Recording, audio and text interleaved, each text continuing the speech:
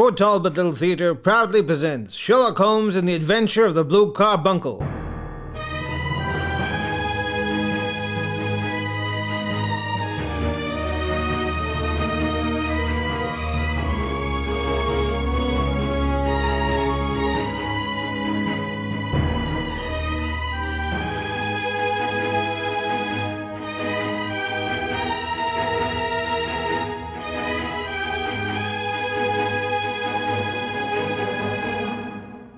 Part 2.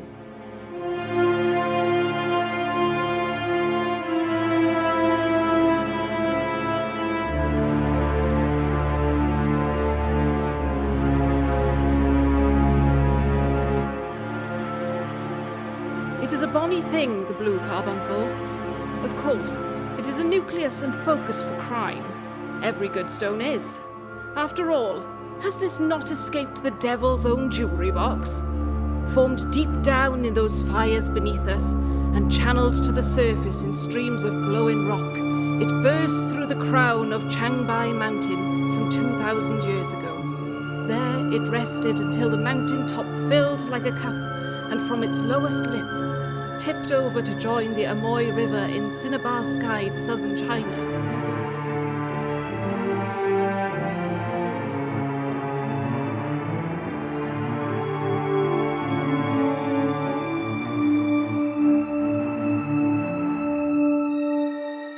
Our stone took this same voyage, where it buried itself deep into the mud and was forgotten. Although, as is so often the case, fate had other ideas. A poor Chinese fisherman saw its blue eye in the bank and presented it as a gift to his wife, drawing the gaze of every other soul in the village. It will be of little surprise to those students of human nature what happened here next. In larger and older jewels, every facet may stand for a bloodied deed. This stone has been uncovered less than 50 years, and it has already earned a sinister history. There have been 4 murders, a suicide, several robberies, all brought about for the sake of this uncommon rock. Are you not amazed at what acts a single crystallized block of charcoal may inspire? Yes, friends, it bewilders me also. It's a diamond, sir. A great blue diamond. I found it in the goose. Holmes! Explain, Mrs. Hudson. It was in the crop. There I was, pulling its gizzards and innards out, when next thing I know, there it was, winking at me. I say, isn't that the same goose Peterson brought you the other day? By Jove, Holmes! Yes, Watson, the self-same goose Peterson brought to our attention with his forlorn and battered bowler hat. Yes, that's right. And did he not say that the man dropped these items after being attacked? He did indeed, Watson. And so this hat, as an article of intrigue, grows ever more fascinating. Mrs. Hudson, I should like you to go and place an advertisement in all the evening papers. Regard. Found at the corner of Gouge Street, a goose and a black felt hat. Mr. Henry Baker can have the same by applying at 10:30 tomorrow morning at 221B Baker Street. That's very clear and concise. Very, but will he see it? The introduction of his name will cause him to see it, for everyone who knows him will direct his attention to it. Here you are, Mrs. Hudson. Run down to the advertising agency and have this put in the evening papers. Yes, sir. Oh, and upon your return, hasten to Bordairs and pick up a fine plump goose. Should we offer him this particular one, his owner will be upon us. Away, away! Do you suppose the man Gregson arrested is innocent? Horner? I cannot tell. It is certain he is not tunnelling in and out of Pentonville to steal geese, but it is possible he has an accomplice. Could it be the man with the hat, Henry Baker? Could he be the person breaking into all these houses to find the diamond? My suspicions linger toward the man who attacked Mr. Baker in the first place, who, like Baker himself, was scared away by our constable friend Peterson. Perhaps not so random an assault after all. Sir! Sir! What is it, boy? It's an urgent message from Inspector Lestrade, sir. There's been another attack.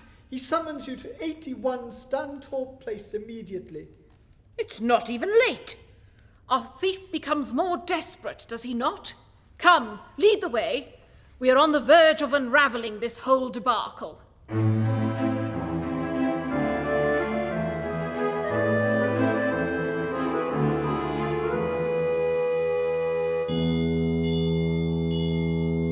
For the last time, Inspector Lestrade, my husband knows exactly what he saw. Captain Rosewater has had a nasty knock to the head, and he may not remember the situation exactly as it was. Nonsense.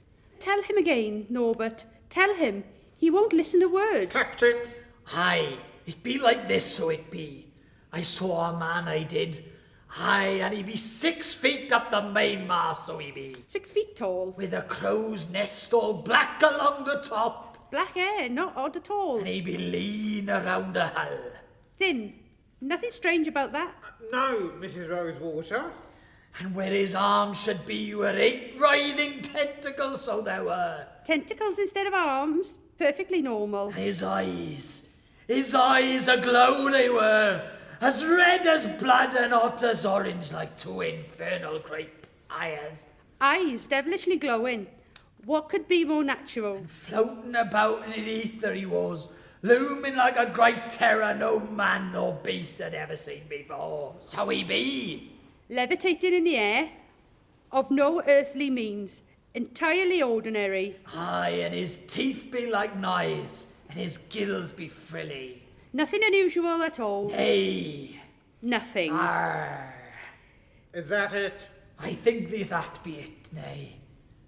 Caucasian, Caucasian, grey jacket. grey jacket. Thank you, Captain Rosewater. You've been invaluable. Lestrade, I came as soon as I received your telegram. Oh, Holmes, just the man. It's as before. A break-in and the goose stolen and discarded. Only this time the maniac has started to get violent. He struck Captain Rosewater with a poker. Watson, will you see to Captain Rosewater's injuries? Certainly. Come along, Captain. Let's have a look at you. Stay back, ye wild and brainy beast, before I harpoon you in the bow. Not a bit peculiar. I am a doctor. He be the great and frothing kraken, drop anchor, scrub the poop deck of us. Holmes? Draw your cutlass, ye salty dog. What is it, Watson? Help! Ah! I'm sure you can handle the matter, Watson. This doctor friend of yours seems a bit odd, Mr. Holmes. This case has graduated from mere breaking and goose maiming to attempted murder. Are you any closer to tracking down this maniac? Some, but rest assured, Lestrade, we are not dealing with a maniac. No? No, merely a very desperate man. Oh, that holds little comfort. Indeed. Have you the list I asked you to procure from Breckenridge? Yes, here. Sarah Conrad, Nancy West, Connie Lawrence. Crimes 2, 3 and 4. Here, Miss Ourwright. The first victim. The captain here makes 5. What do you know of these other 2? Mrs. Lanterman of Bloomsbury and Mrs. Windigate of Hoxton. Oh, nothing as of yet. Holmes! Help! He has a cannon! Oh, if I've told him once, I've told him 1,000 times. No cannon indoors. Excuse me, gentlemen. This list cannot be complete. Regard, there are but 7 names here, and there are 12 birds in total. Oh, that is because Mrs. Windigate bought half a dozen herself. Half a dozen? How curious. Lestrade, I should like you to place a man at both of these properties. Hoxton and Bloomsbury. A discreet eye may be invaluable. Consider it done. And as for this evening, I promise you it shall be quiet. Our elusive mangler will be as shook from this experience as Captain Rosewater. He's going to kill me! Man, I should make ye walk the planky squiggly gibbons. No, we may sleep soundly tonight. It is the morrow that brings our trial. How so? Tomorrow is Christmas Eve, and the last chance this villain has to succeed in his plans. Good night, Lestrade. Sleep well.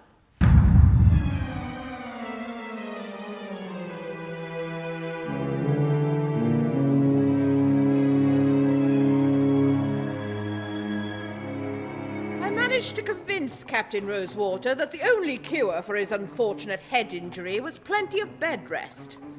I achieved this by allowing him to chase me 20 miles around London, thus tiring himself out. I made it back to my digs at around 3:30 in the morning, whereupon I took to my bed before the adventures promised for the morrow unfolded. It was daybreak before I knew it, and I hastened to 221B Baker Street to await the arrival of the mythic Mr. Baker himself.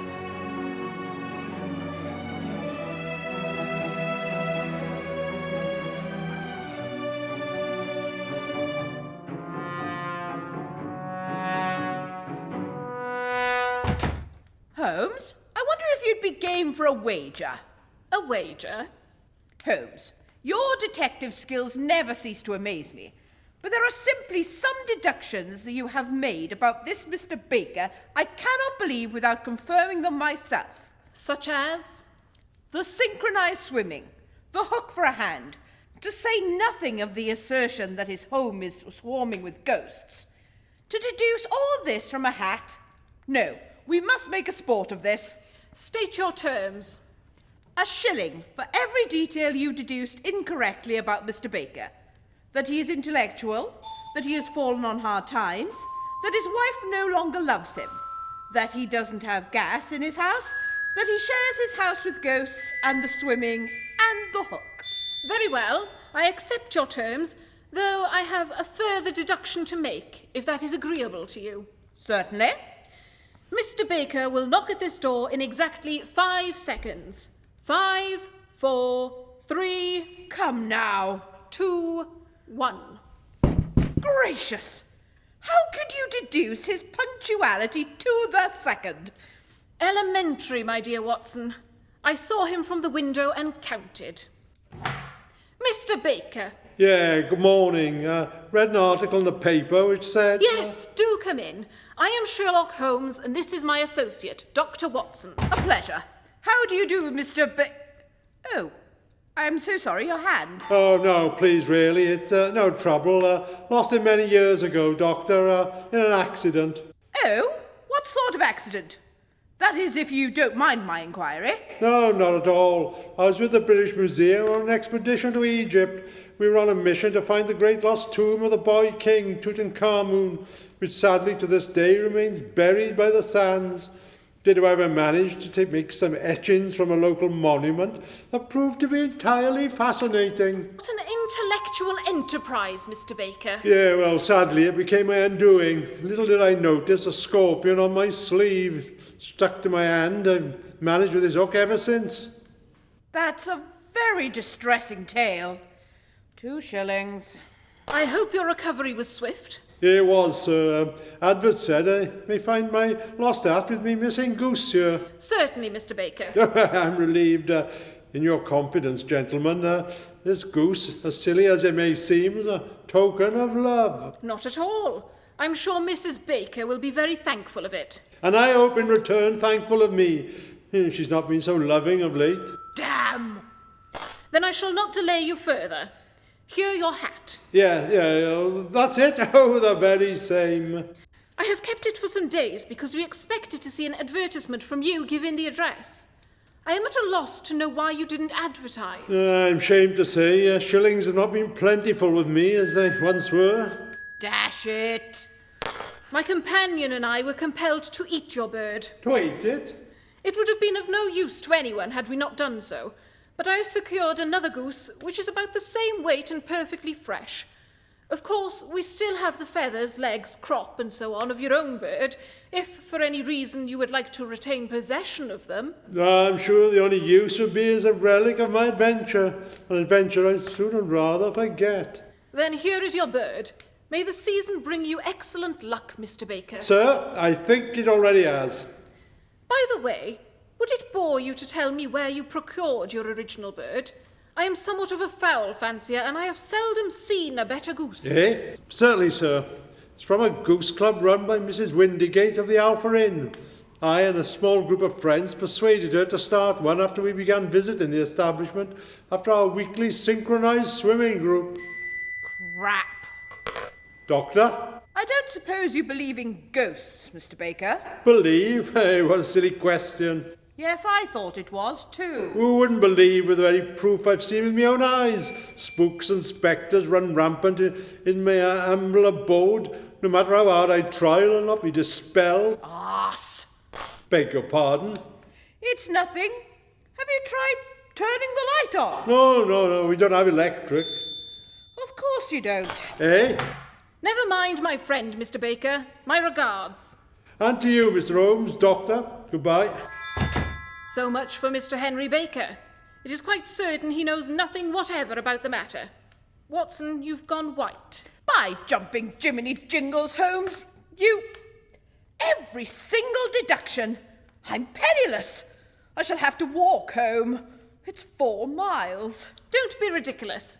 You'll have to walk home from the Alpha Inn, which is at least 10. The Alpha Inn? Yes, Watson. The Alpha.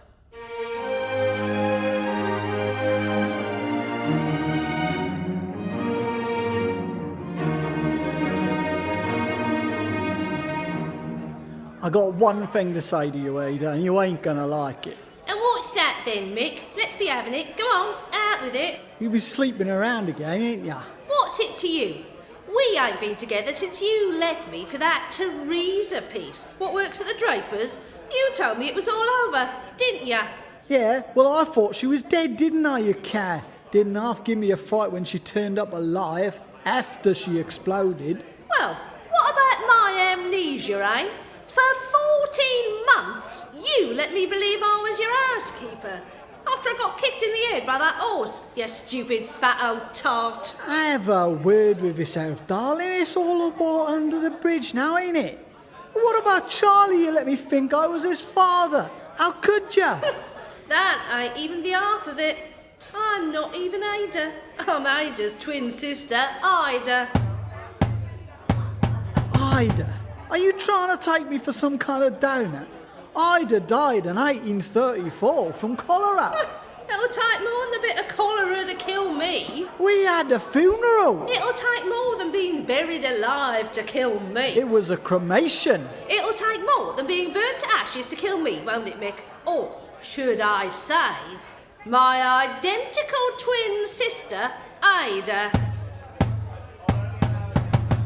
All right, that's enough twist for one evening. But we're just getting started, Mrs. Windigate. Yeah, she burned me whole house down. I'm a pyromaniac. It's not gonna work. You can't distract me with your implausibly dramatic lives. Nobody cares.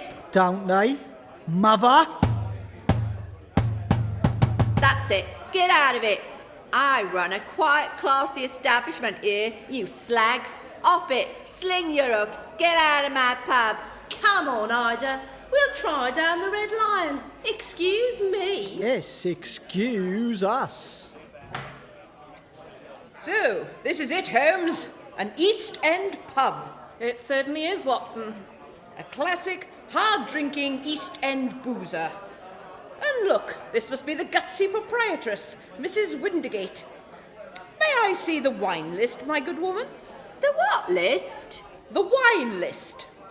You want the wine list? Yes, please. You come in here to this hard-drinking East End boozer asking for the wine list? Yes? You should have said. Here you go. Particularly recommend the Pinot Noir, sir. It's a good vintage, 1842. Ooh, that'll be lovely. Thank you, sir. Alice, 2 pints of the 42. You two gentlemen are exactly the kind of posh kids we're trying to attract in this place.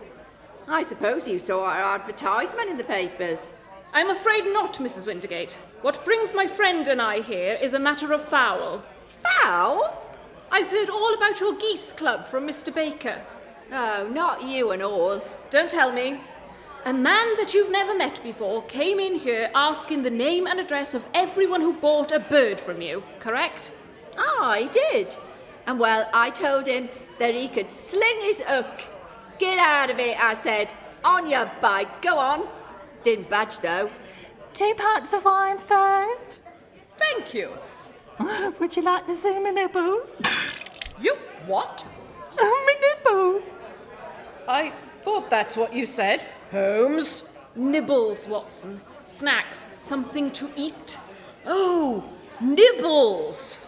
Yeah, well, what with all the gentrification what's happening, we're trying to make the place a bit more upmarket, you know, sir. We have a tapas menu that's the cat's arse. Alice, get the menu. Mrs. Wintergate, this man who accosted you, he wouldn't leave. Whatever did you do? Well, first off, I nutted him, right in the boat race.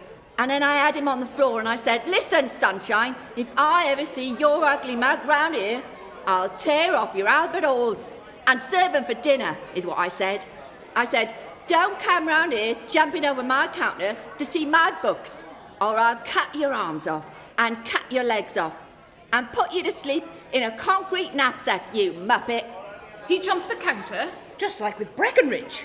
Did he perchance see your customer list? The men of the Goose Club? No chance. I don't keep a list. Place like this, you get to know everyone by face, don't you? Anyway, I tells him this, and he goes white as a sheet.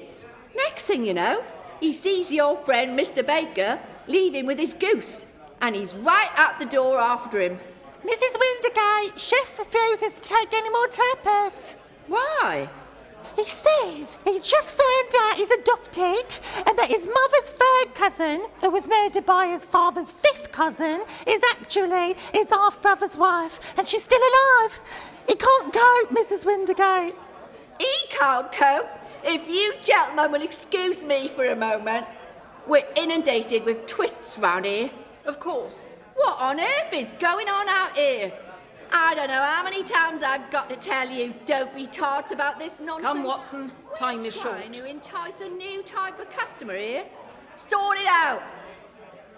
Now, sirs, They've gone? Well, blow me down. That's it. All of you listen up, and listen good. I've had enough of it. Get out of my pub. Go on, all of you. Sling your hook.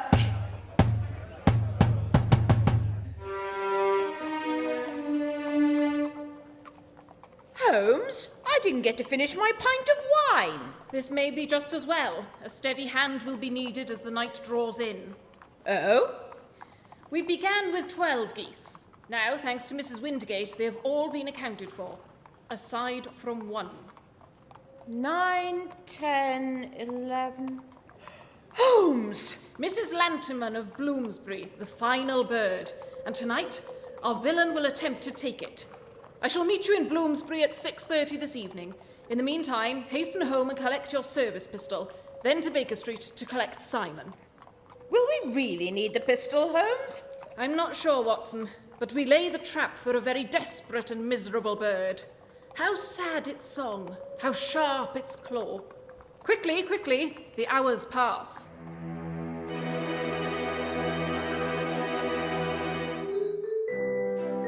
And now a word from our sponsor.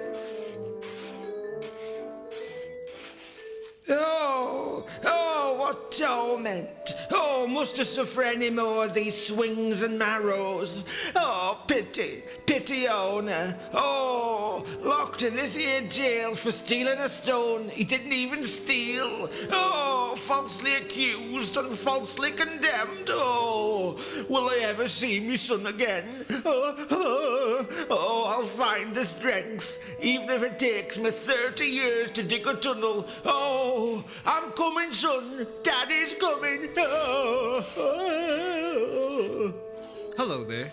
It's Horner, isn't it? Bugger off. I beg your pardon. Oh, I'm sorry, but I can't stop and chat now.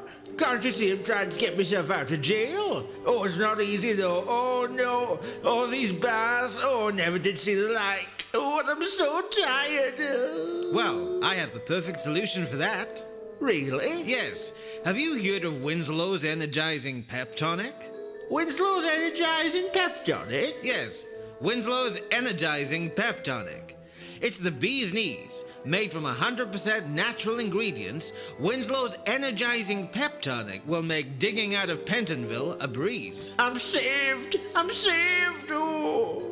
Made to an age-old secret recipe, Winslow's energizing pep tonic guarantees 7 hours of energy and only minor long-term side effects, such as nervousness, uncontrollable twitching, and psychedelic out-of-body experiences where interdimensional gnomes spank your ass with ping-pong paddles. Winslow's energizing pep tonic will change my life forever. It sure will. See you later, suckers. I'm going. Oh well. I broke me spoon. Winslow's energizing pep tonic. Available now at your local pharmacy. And now back to... Hang on. You're not going to go leave me near, are you? Yes, I am. Oh. And now back to tonight's play. Sherlock Holmes and the Adventure of the Blue Carbuncle. No refunds.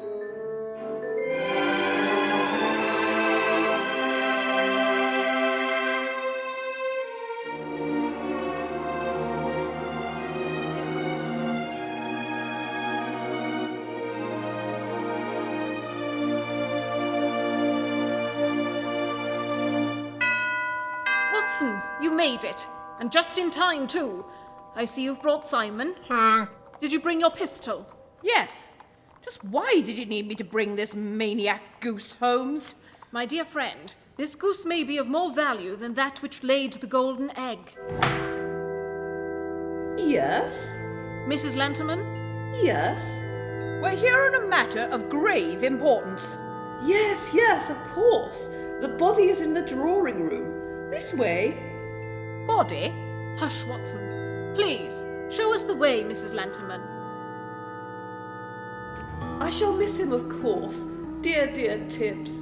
He meant the world to me, gentlemen. Through here. Although one supposes life will be simpler here without his presence. This way. You were close? Inseparable. Mind your head. Was he a close relative? Don't be preposterous.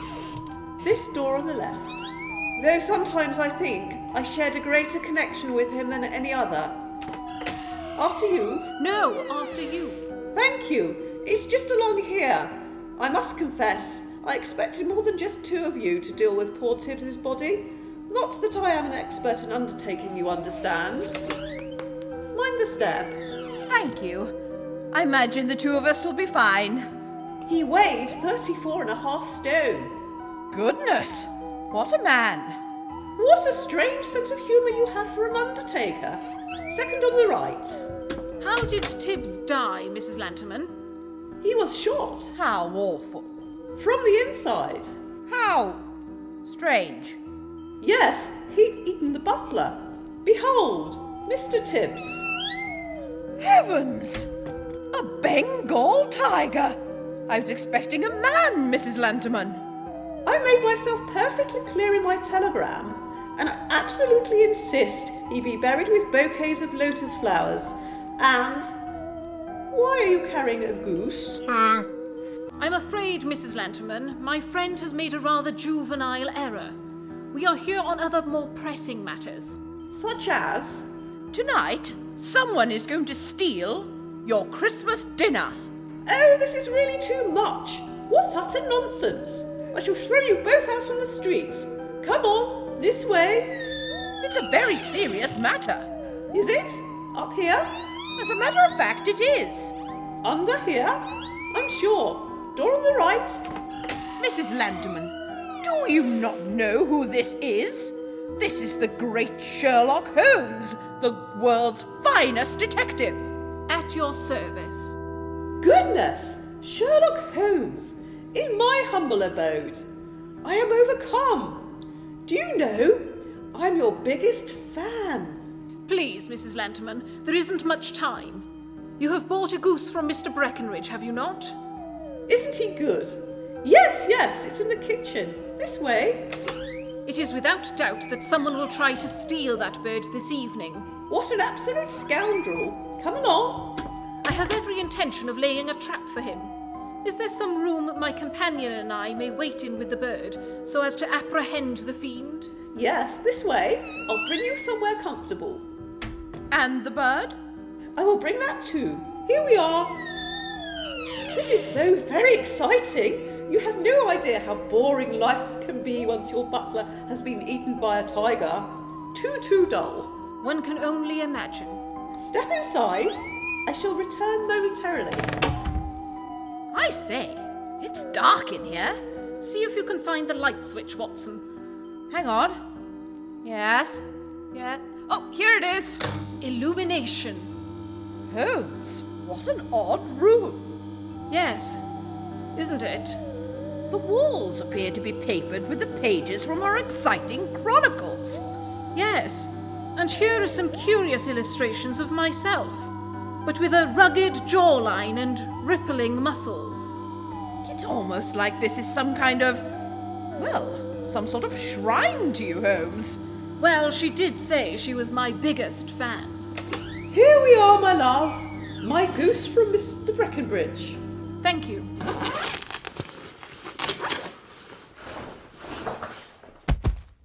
Mrs. Lanterman! Your clothes appear to have fallen off. Have they? And in front of my idol, the great Sherlock Holmes. It's a mystery. Mr. Holmes, you'll have to search me for clues. I don't think that will be necessary. Never mind the tiger, Holmes. I think we found another dangerous man-eater. Do you think I'll be mentioned in your next adventure? Not if I want it printed. Perhaps I'm not memorable enough for you? No, certainly memorable. Would you like to hear me play the trumpet? No.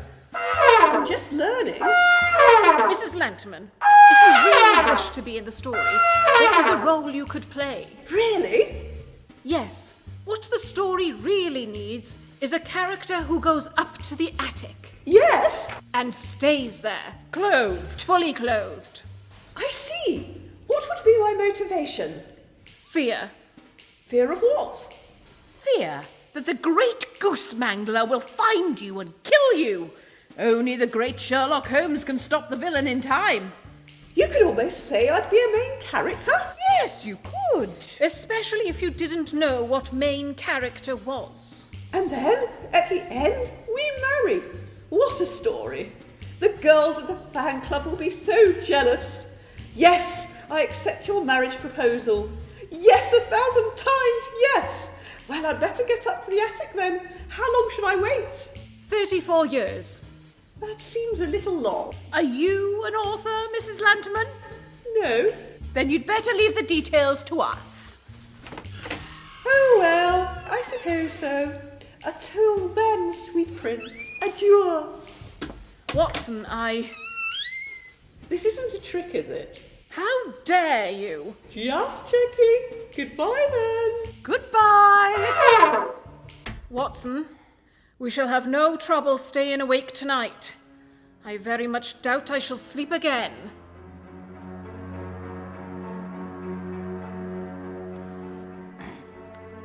Now that we had eluded the erotic designs of Mrs. Lanterman, there was nothing for Holmes and I to do but wait in the darkness. The clock ticked as the hours rolled by, but no words were spoken between us. It must have been nearly midnight when Holmes, who sat deep in contemplation, spoke once more. 'Twas the night before Christmas, when all through the house not a creature was stirring, not even a mouse. Holmes, do you think he will come? I am certain of it. What if... Hush!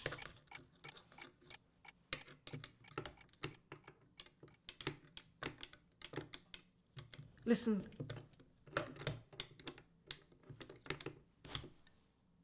Draw your pistol.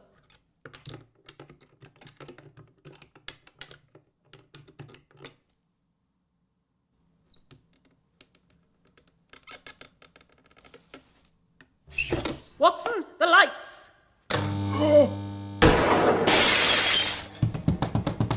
Holmes, are you all right? Yes, just missed me. After him!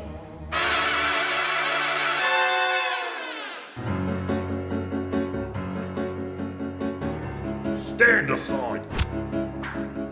Aye! That's me flaming carriage, that is! Help! Someone has stolen me horse! I say, are you all right? There's no time, Watson. Cab! Where to, sir? You see that carriage in front? Yes, sir. Double quick. There's a shilling in it for you. Yes, sir. Right.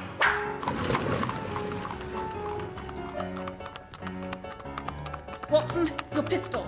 Try and shoot at the wheels. Yes, right you are. Their wheels, not ours. Oh, sorry.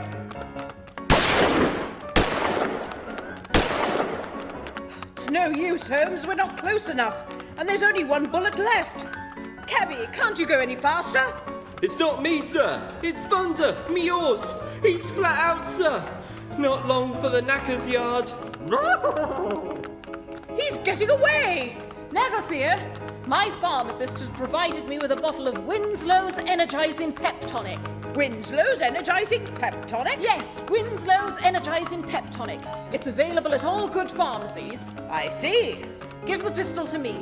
I want you to climb along Thunder and feed him this vial of Winslow's Energizing Pep Tonic. Its special blend of natural sugars and addictive compounds will surely give us the edge in this race. Yes, Holmes. Yes. All right.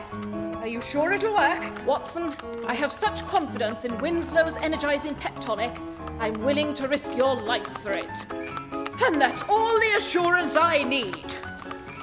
Steady now. Come on, Watson. You can do it, old thing. You didn't win bronze medal at the Little Nelson's Gymnastic Club for nothing. Come on. Closer. Closer. Oh, it's no good! Just a little further, Watson. I'm frozen, Holmes, frozen! Fine. I guess Mr. Breckenridge was right after all. What? That you are a criminal sort, to think you'd let this villain escape. I'll set your cheeks aglow. Aglow? Yes, redder than the sun they'll be. No, no, I won't be haunted by Breckenridge any further. It was just 2 pork pies. That's it, Watson. You're doing it. Put John Watson over your knee, will you, Mr. Breckenridge? Set my cheeks aglow, will you, Mr. Breckenridge? I'll show you. Go on, tell him. Nobody spanks Dr. John Watson's bottom! No, sir! No how! Horse! No. Drink up!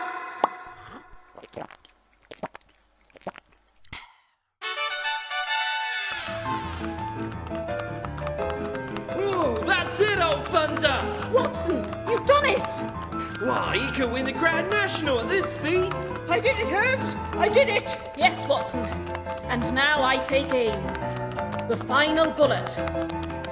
Focus, Holmes. Focus.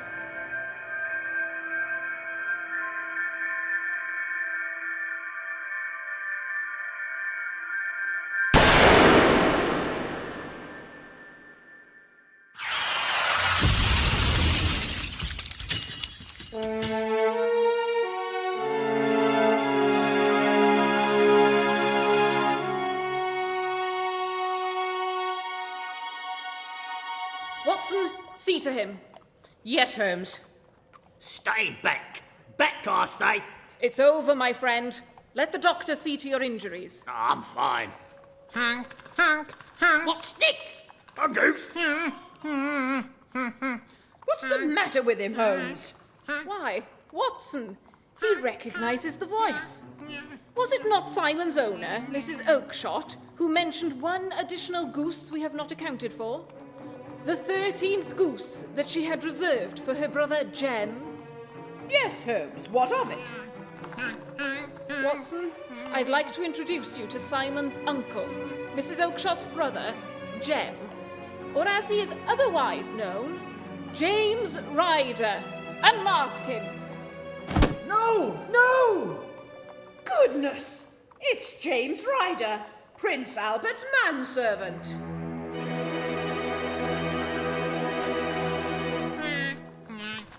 Get that stupid goose away from me. If it weren't for him, I wouldn't be in this situation. He's cost me a fortune. Holmes, I don't understand. It's simple enough, Watson. There is no great mystery, and Ryder here is no great mastermind. The temptation of sudden wealth so easily acquired was too much for you, as it has been for better men before you. You made some small job in Prince Albert's room and had Horner sent for. Oh, what seems to be the trouble? Then, when he left, you rifled the jewel case and raised the alarm. Horner was arrested, and of course, the blue carbuncle had seemingly vanished into thin air. Oh, have mercy, Mr. Holmes. Think of my father, of my mother. It is very well to cringe and crawl now, but you thought little enough of this poor Horner in the dock for a crime of which he knew nothing. I will fly, Mr. Holmes. I will leave the country. Then without my testimony, the charge against Horner will break down. We will talk about that, but first, let us hear a true account of the next act. How came the stone into the goose? And how came the goose into the open market? Tell the truth, for there lies your only hope of salvation. I will tell you, it just as it happened. Sir, when Horner had been arrested, it seemed to me that it would be best to get away with the stone at once. I made for my sister's house on Brixton Road, where she fattened fowl for the market. It was here where my plan came undone. Undone. Undone. Undone.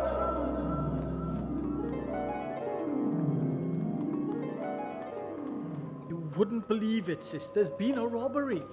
Then there has. At the palace? Goodness. It's terrible. A man named Horner. Imagine. Stealing a man named Horner. What's the world coming to? No, they didn't steal. Never mind. Why are you covered in feathers anyway? Oh, it's nothing. I've not been doing anything insane or anything. Good. Listen, I'm going to go change. Whilst you're here, why don't you go down into the yard and pick one of them geese for yourself to have this Christmas? I'll be back in 2 ticks. By now, the diamond was burning in a hole in my pocket. I found a buyer for it after the auction, and I knew I'd need to get across London if I was going to collect on it. But every man in the street was beginning to look like a policeman to me. It was then the idea struck. These fine birds of my sister's, big, white and fat. I caught one, and prying its bill open, I thrust the stone down his throat as far as my finger could reach. The bird gave a gulp, and I felt the stone pass along its gullet. I would transport the stone across London, only at that moment, that dim bird my sister had been training decided to greet me in its usual disturbed fashion. You stupid bird! Now I've lost the one with the stone in it! No, wait. It's that one. No, this one. What's going on out there? Jem, have you chosen a bird yet? Now you know you can't have my special little Simon. Yes, I think this bird's the one. I'll take it now if that's alright, sis. Fine by me. Take it out to the shed and then I'll wrap it up for you. Of course, as fate would have it, I had selected the wrong bird. My buyer was not amused. I made my way back to my sister in double time.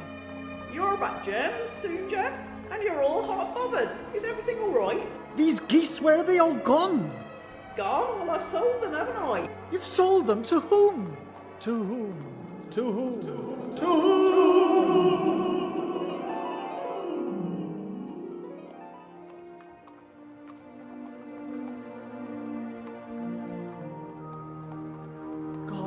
God help me! Holmes, this is the most fantastic case of bad luck I have ever heard. Can he walk? Yes, his wounds are but superficial. Have mercy on me, Mr. Holmes. Get up. Sir? Holmes? Get out of my sight before I change my mind. By morning, be on the seas for some other land. Yes, sir. Thank you. May heavens bless you. Hush!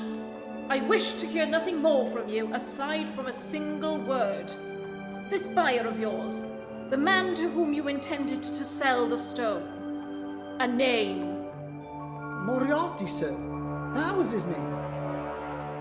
Moriarty. Does that name mean anything to you, Holmes? No. He is probably some small-time crook who will have little influence over my life, its longevity, or any major events here on out. That's a relief. Ryder, be gone. Yes, sir. And thank you. You can't just let him walk away like that. What about bringing the scoundrel to justice? I am not retained by the police to supply their deficiencies. If Horner were in danger, it would be another thing. But this fellow will not appear against him, and the case will collapse. Lestrade may rejoice in that. I suppose I am committing a felony, but it is just possible I am saving a soul. Ryder will not go wrong again. He is too terribly frightened. Send him to jail now and you make him a jailbird for life. Besides, it is the season for forgiveness and goodwill to all men. Come, we have one more visit to make.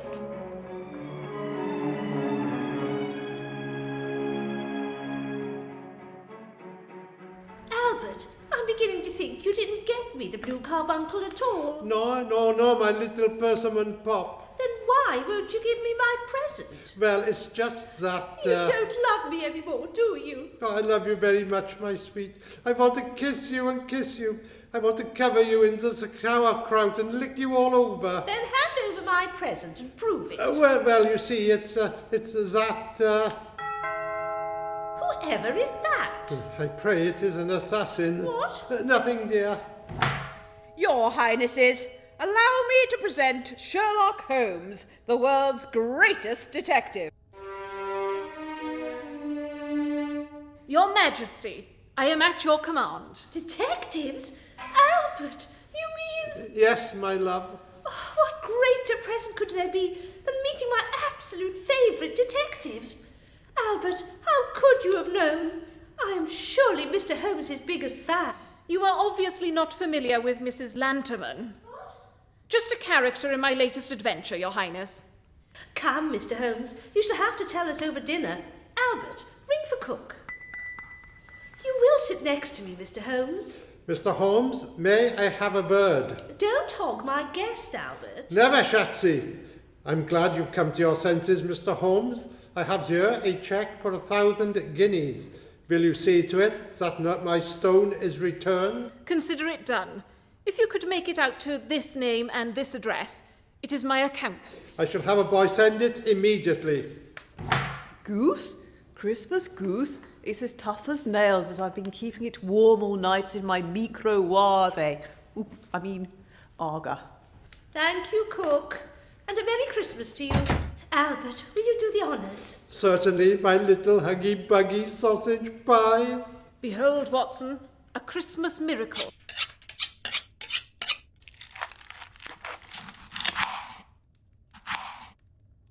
Wait, look at this. Albert! There's something hard inside the bird. It's blue. Why? It's the blue carbuncle inside the goose. Albert, you did get it for me after all. Oh, what a festive jape. I always say the Germans are known for their sense of humour. What larks. And the diamond. And Sherlock Holmes. Oh, this is the best Christmas I've ever had. And all because of you, my big bucket of eggs. My little box of flowers. Oh, I do love you, Albert. And here, the mistletoe. Prince Albert, I'm not that kind of detective. I propose a toast. To all things as they should be. Yes, Watson. To all things as they should be.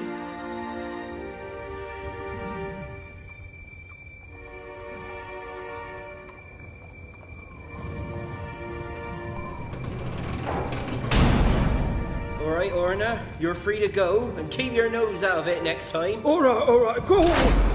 Free at last! Oh, wait. Is that figure coming toward me through the snow? Son, is that you? Oh, is that you, my boy? Is that you, Tiny Tom? Yes, Daddy, it's me, Tiny Tom.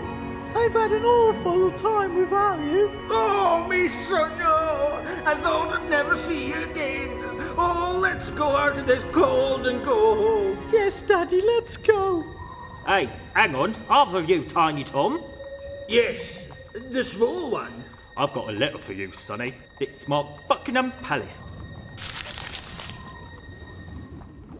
Daddy, it's a cheque for 1,000 guineas. Oh, blimey, Charlie, we're rich. No longer will we have to work our fingers to the bone. You must have a guardian angel looking after you, boy. God bless us. Yes, Daddy. God bless us, everyone.